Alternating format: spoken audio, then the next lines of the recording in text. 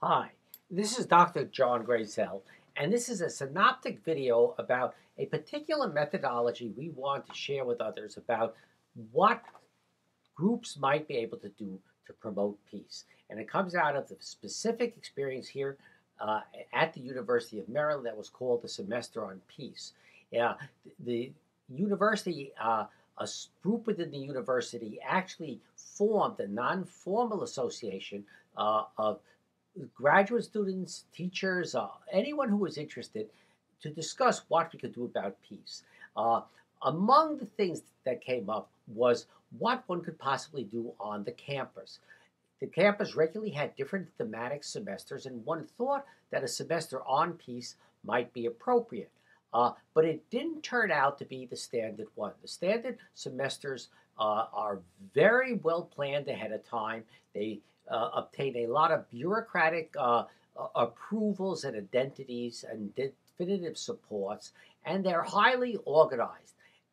This did not seem to us to be what we were seeking, both because we felt under time pressure. We didn't like the idea of highly structuring what others should do, and actually had a very interesting case where one participant, a Rwandan student, was going back to Rwanda and wanted to do something, but in fact, Rwanda is a place where one has to be politically careful in what one does. And so we had to also think about something that could be used extensively, not only at the university, but in many different situations in a non threatening, non confrontational way. So we came up with the idea of an unofficial semester of peace. And we decided to build it on four simple principles. One, that peace is more than an end to war, peace is a positive factor. And second, that peace is more about what you do for peace than what others are not doing. It should be positive, not negative. Three, that in the pursuit of doing something for peace, in addition to doing something for yourself, you help others who are also trying to promote peace. And the fourth principle was that anyone who subscribed to those above three principles and felt they had something to contribute should be able to self nominate themselves to contribute. It should not be a process of selection and nomination by others. And so that's what we put into effect. And what we found was very rapidly all sorts of things started to emerge. We found that the university actually was filled with people interested in peace, hoping they were doing things in peace. But what was really the problem was lack of awareness in a very large institution about what was going on, and lack of processes for connectivity in an institutional setting that actually is divided into departments and disciplines and colleges and various units that actually get their identity out of the separation and distinction from others rather than the coming together with others, while peace itself really is a coming together. What we discovered even more was that there are other elements we never thought of. For instance, the Marriott, which has a conference inn and conference center at the university, actually came forward and said, we'd like to help sponsor this by offering refreshments and other things. We found various programs, not academic, various student organizations that came forward and said, we would like to participate. And the minute it became an open process, it changed the nature of how it was structured. To respond to that, we actually put together what we did a typology. We said, well, we divided things into principles and practices of peace, personal peace, peaceful places, and participating in peace. And we used that to sort of organize the activities. And what we did find how that was necessary is that for an effort like this, you don't necessarily want to make it formal, but you do have to have a core facilitation. And in this case, it was the Baha'i Chair for World Peace that provided that core facilitation through its website, and also through as simple a thing as buying sandwiches for lunches that people could get together and discuss what was happening. We also reached out to outside parties who had a significant experience in peace. Barbara Wien, who was an outstanding proponent of and champion of peace for many years in peace education. We got advice from the U.S. Institute of Peace, from David Smith, among others. People who came in and just shared with us their advice. Now, what came out of it? Well, it was really very interesting. First of all, we had hoped that we did get some very major events. Perhaps the keynote event was David Allen Harris, who has done work with dance, working with child soldiers in Africa, gave a keynote address, but also then gave classes to interested students about how to use dance as therapy in traumatic situations. People came forward with exhibits, and really interesting exhibits.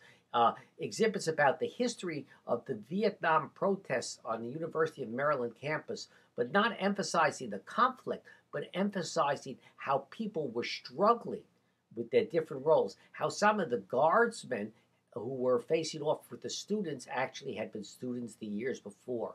And that exhibit provoked a lot of conversation as people looked at it. And then we had some really unusual events.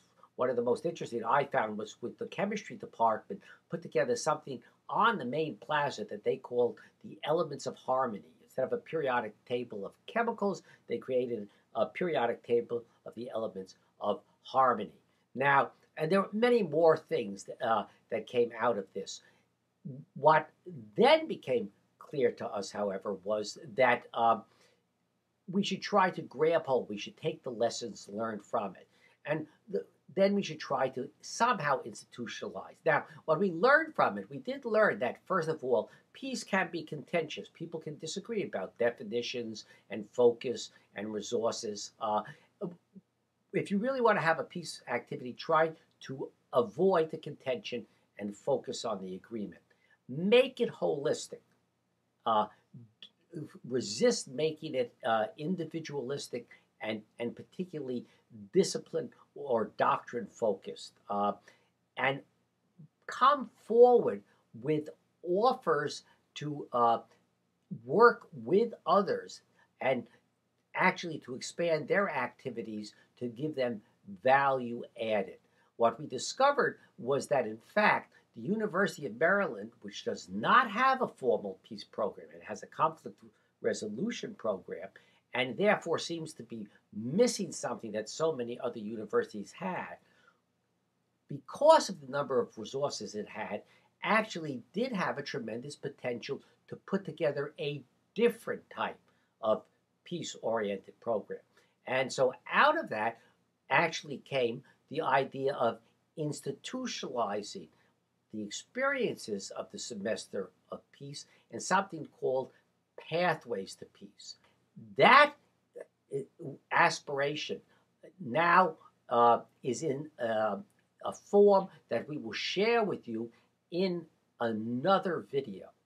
But we believe that the idea of a semester of peace per se is an easy mechanism that could be used by institutions in almost any culture to really just bring together people to begin to focus on peace in a positive fashion and to release the enormous desires and creativity we discovered most people have, and to overcome what we discovered was among the greatest of impediments, which is actually the lack of awareness as to what others are feeling, the lack of connectivity, and the lack of confidence that if one comes forward, one will be accepted, incorporated, and seen as a positive addition to what very often becomes highly formal processes. And the secret, again, to that is those 4 principles we articulated. Peace is more than an end to war. It's positive. Peace should be not about what others are not doing, but what you're doing. The pursuit of peace should be not only by yourself, but in collaboration with others.